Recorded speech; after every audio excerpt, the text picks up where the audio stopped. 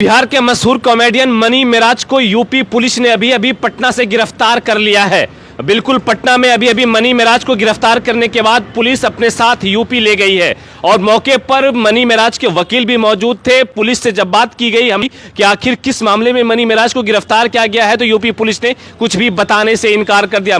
हालांकि मनी मेराज के वकील उन्होंने सीधा आरोप लगाया है कि यूपी पुलिस ने जो मनी मेराज को गिरफ्तार किया है बिल्कुल गलत तरीके से गिरफ्तार किया है। क्या कुछ कहा है मनी मेराज के वकील ने, वो आप देख सकते हैं। आपको पता होगा कि मनी मेराज का मामला, उनकी जो साथ की हीरोइन थी वन्नू द ग्रेट, उसको लेकर कुछ ठीक नहीं चल रहा था। कुछ दिन पहले वन्नू द ग्रेट ने मनी मेराज पर ढेरों आरोप लगाए थे, ढेरों इल्जाम लगाए थे।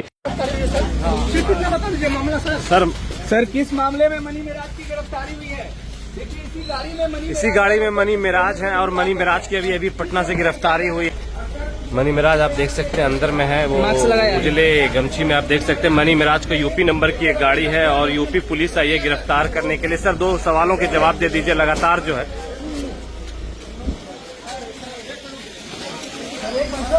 सर एक बार सर रुक जाइए सर।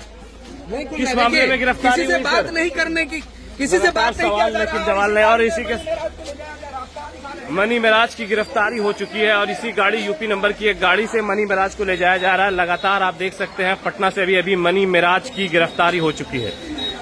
ये एफआईआर जो हुआ है, एफआईआर की कॉपी के साथ आपके साथ हम आएंगे डिटेल में। एफआईआर जो हुआ था, ये घटना स्थल बताया जा रहा है बिहार का। लड़की रह रही है दिल्ली की, मूल निवासी है भागलपुर की, और यहाँ पर केस हो रहा है गाजियाबाद उत्तर प्रदेश। और यदि उत्तर प्रदेश में यदि वो केस हुआ, उसके बाद के चीजों को आप देखेंगे तो आपको पता चलेगा कि केस जब कभी भी होता है तो ये घटना बताया गया है। ये घटना की तिथि है, आपको बता दें जानकारी के लिए, चौथा महीना में 2022 का। अच्छा, 14 तारीख 14/4/2022 और एफआईआर हो रहा है आपको ये 18 तारीख को इसी 9वां महीना में। और जब कभी भी यानी कि 3 साल बाद वो आरोप लगा रही है दुष्कर्म का, जबकि 3 साल तो कह रही शादी भी हमने कर लिया।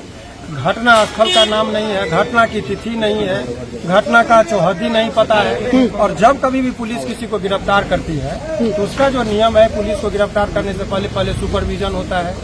चूंकि लंबे अवधि की बात है, इसीलिए कॉग्निजेबल ऑफेंस से गिरफ्तार करने की शक्ति है। लेकिन अदर स्टेट से जब यहाँ पर आएंगे तो अदर स्टेट से आने के लिए उसको पहले सुपरविजन होता है वरीय पदाधिकारी के अनुशंसा पर। जब लगता है कि मामले में तथ्य और इमीडिएटली गिरफ्तारी जरूरी है, तब गिरफ्तार करके लेके जाता है। यहाँ पुलिस आती है, इनको 2 बजे में गिरफ्तार किया गया। डायरेक्ट पुलिस उत्तर प्रदेश की पुलिस आती है, गिरफ्तार करती है, तब गर्दनीबाग थाने में लेके जाया जाता है। जबकि नियम यह है कि आप पहले लोकल पुलिस को लीजिए, तब आप गिरफ्तार करिए। उसके बाद होता है कि उनके परिजन जो होते हैं, उनके परिजन को सूचना दी जाती है। यहाँ परिजन को सूचना नहीं दी गई, तो अभी चूंकि बंदी था तो जज साहब के आवास पर ही जो ट्रांजिट रिमांड होता है कि यदि 30 किलोमीटर से अधिक की यात्रा करानी पड़ती है यदि तो उसके लिए नियम यह है कि आपको एक इजाजत लेना पड़ता है कोर्ट से। तो ये ट्रांजिट रिमांड जो है, चूंकि रात का वक्त था, गिरफ्तारी हो गई थी, उसको उत्तर प्रदेश लेके जाता था। तो हमने जज साहब के सामने सारी बातों को रख दिया कि उसके जान को खतरा है, ये लोग जान से मारने की साजिश भी हो सकती है। तो उनका मेडिकल कराया गया कि रास्ते में उनके साथ कहीं मारपीट न हो। ये तमाम तरह की चीजों को हमने जज साहब के सामने रखा। जज साहब ने बहुत जान का खतरा क्यों लग रहा है आपको? जान का खतरा चूंकि पूरी साजिश के तहत उसको फंसाया गया। ये उभरता हुआ सितारा है। अभी बहुत दिनों से वो बहुत सारे इंडस्ट्री में बहुत सारे को पीछा करते हुए आगे बढ़ा। 500 मिलियन यदि लोग उसको नहीं, एक में 500 मिलियन लोग जो देखा है, हमने जो देखा है, तो 50 करोड़ लोग जिसको जानने वाले लोग हों, उसके पीछे बहुत सारे लोग जब कोई आगे बढ़ता है तो शत्रु भी होते हैं। ये सब तमाम तरह की चीज था। अभी एफआईआर के साथ अभी हमारे चैम्बर में चलेंगे, एफआईआर की कॉपी है, विधिवत बताएंगे कि कितना। अभी आप लोग को क्या कर रहे हैं? अभी तो बेल होना है, जैसे आपको बता रहे, ज्यादा दिनों तक कोई ऐसी विवाद नहीं है, झूठा केस है। देर के लिए गिरफ्तारी हुई है, लेकिन बहुत जल्दी वो सलाखों के बाहर होंगे, इसमें उतना टाइम नहीं लगेगा। समस्या केवल ये है कि उत्तर प्रदेश का मामला ये लेके चला गया, जबकि घटना का स्थल जो है वो बिहार का है। तो ये ट्रायल भी बिहार में चलना चाहिए था, अनुसंधान भी वहाँ 0 एफआईआर करके उनको भेजना चाहिए था।